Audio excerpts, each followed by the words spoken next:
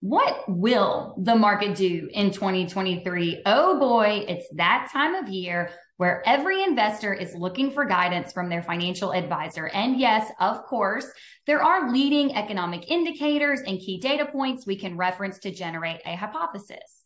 Will our economy contract? Is inflation subsiding? Will rate hikes continue? One key data point often tracked and cited is the 10-year Treasury yield. Treasuries are loans that the U.S. government takes out. Treasury yield is the effective annual interest rate the U.S. government pays to borrow money. Treasury yield is important for a lot of reasons. First off, the U.S. government is considered the most secure borrower there is. So many consider the interest rates they pay to be the risk-free rate to borrow money. Thus, they are considered a barometer of economic outlook. When investors have a positive outlook, they are confident they can find a better return elsewhere. The demand for treasuries drops, which means the yield or interest rate rises. The opposite is true when investors don't feel the economic outlook is positive. This is often called the flight to safety.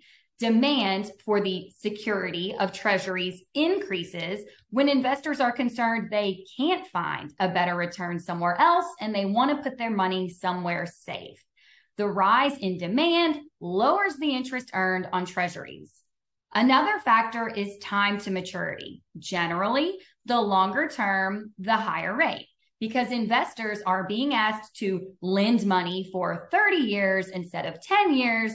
They expect a higher return. But treasuries don't always behave like they should. This year, we've had an inverted yield curve where investors are actually receiving less interest on the longer term treasuries than they are on the short term treasuries. An inverted yield curve is normally a sign that a recession is looming. Think of it as a short-term blip. Yes, rates are high today as the Fed is increasing them, but eventually inflation will get under control, the economy will contract, and longer-term rates will decline. Another rule is that as the Fed increases rates, short-term treasury yields should increase.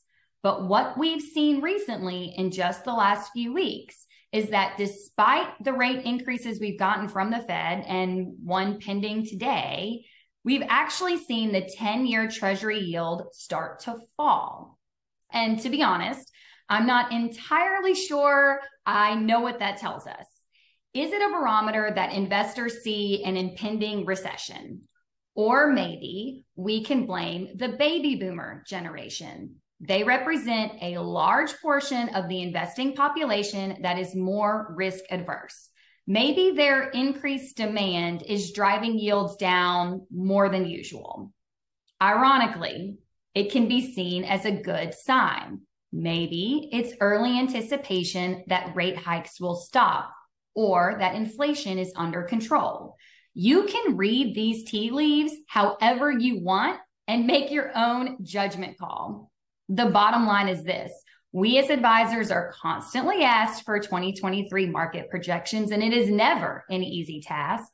But this year, the data is so contradictory. Even the pros are all over the board.